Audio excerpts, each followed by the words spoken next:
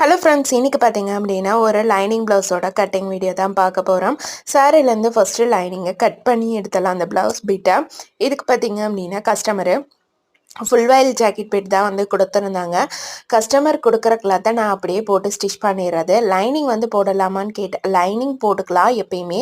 இந்த மாதிரி ஜாக்கெட் பீட்டெல்லாம் நான் அதிகமாக யூஸ் பண்ணுறது கிடையாது. அது ஒரு சிலருக்கு மட்டும்தான் செட் ஆகுது. ஏன்னா லைனிங் போடும்போது அது நமக்கு அந்த துணியோட நல்லாவே ஒட்டிக்குது. ஆனால் இது பார்த்தீங்க அப்படின்னா நமக்கு அவ்வளோ அளவுக்கு ஒட்டுறது கிடையாது. ஃபஸ்ட்டு பார்த்தீங்க அப்படின்னா கையோட மெஷர்மெண்ட் எல்லாம் எடுத்துகிட்டு கையை வந்து கட் பண்ணி எடுத்துக்கிட்டேன். ப்ளவுஸ் கட்டிங்க்கு பார்த்தீங்க அப்படின்னா எனக்கு மொத்தமாக வந்து ஒரு 15 நிமிஷம் ஆகும். நார்மல் ப்ளவுஸ் கட் பண்ணுறதுக்கு ஒரு 10 நிமிஷம் ஆகும். இதுவே லைனிங் ப்ளவுஸ் அப்படின்னா எனக்கு ஒரு 15 நிமிஷம் ஆகும். அந்த டைமிங்குள்ளார நம்ம இதை வந்து கட் பண்ணிடலாம். உங்களுக்கு தேவைப்பட்டால் ஃபுல் வீடியோட லிங்க்கும் நம்ம சேனலில் கொடுக்குற, தேவைப்படுறவங்க செக் பண்ணி பாருங்கள். ப்ளவுஸ் கட்டிங்க்கு எனக்கு மொத்தமே வந்து ஒரு 3 பொருள் தான். அளவு ப்ளவுஸு, ஒரு ஸ்கேலு, மார்க்கரு, சிசரு, இதை மட்டும்தான் நான் வந்து வச்சு நான் கட் பண்ணுவேன்.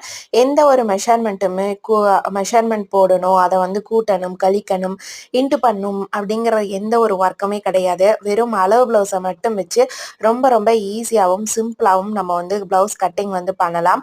ரொம்ப ஈஸியான ஒரு மெத்தடு தான். எந்த விதமான மிஸ்டேக்குமே வந்து வராது. நீங்கள் பிகினராக இருக்கிறீங்க அப்படின்னா உங்களுக்கு இந்த மெத்தட் ரொம்பவே வந்து ஈஸியாக இருக்கும். இந்த மாதிரி ஸ்டிச்சிங் சம்மந்தமான விஷயங்கள்லாம் நிறைய தெரிஞ்சுக்கணும் அப்படின்னா மறக்காமல் நீங்கள் நம்ம சேனலை சப்ஸ்கிரைப் பண்ணி சப்போர்ட் பண்ணுங்கள். இந்த ஃப்ரண்ட் நெக் பார்த்தீங்க அப்படின்னா கிராஸ் கட்டிங் அப்படிங்கிறதுனால நான் கிராஸில் தான் வந்து போட்டு எடுத்துருக்கிறேன். கிராஸ் எடுக்கும்போது கரெக்டாக எடுக்கணும். அதே மாதிரி நம்ம லைனிங்கில் எப்படி கிராஸ் கரெக்டாக எடுக்கிறோமோ அதே மாதிரி மெயின் கிளாத்லேயும் வந்து கிராஸ் கரெக்டாக எடுக்கணும். அப்படி எடுத்தால் தான் நமக்கு ரெண்டுமே வந்து கரெக்டாக அந்த துணி வந்து ஒன்றோட ஒன்று இதான மாதிரி இருக்கும், அமுங்கின மாதிரி இருக்கும். அப்படி இல்லை அப்படின்னா நமக்கு வந்து அந்த ஒரு கொஞ்சம் துணி வந்து தூக்கிட்டு இருக்கிற மாதிரி ப்ராப்ளம் எல்லாம் வருது இல்லைங்களா? அந்த கிராஸ் வந்து கரெக்டாக எடுக்காதனால தான். இப்போ பேக் அண்ட் ஃப்ரண்ட் ரெண்டுமே நான் ஒன்றா வச்சு பார்த்துக்கிறேன். ஏன்னா நமக்கு பேக் பார்ட்டும் ஃப்ரண்ட் பார்ட்டும் ரெண்டுமே வந்து கரெக்டாக வருதா, ஆம்கோல் கிட்ட சரியாக இருக்கா, அந்த இடத்துல நமக்கு குடஞ்ச பாகம் வந்து கரெக்டாக இருக்கா அப்படிங்கிறது எல்லாமே செக் பண்ணி பார்த்துக்கலாம். அப்போ தான் நம்ம ஸ்டிச் பண்ணும்போது நமக்கு எந்த மிஸ்டேக்குமே வந்து வராது. நெக்ஸ்ட் வந்து பார்த்தீங்க அப்படின்னா பட்டி கட் பண்ணி எடுத்துகிட்டு நம்ம கொக்கி பீஸ்க்கும் வி பீஸ்க்கும் வந்து கிளாத் எடுத்துக்கலாம்.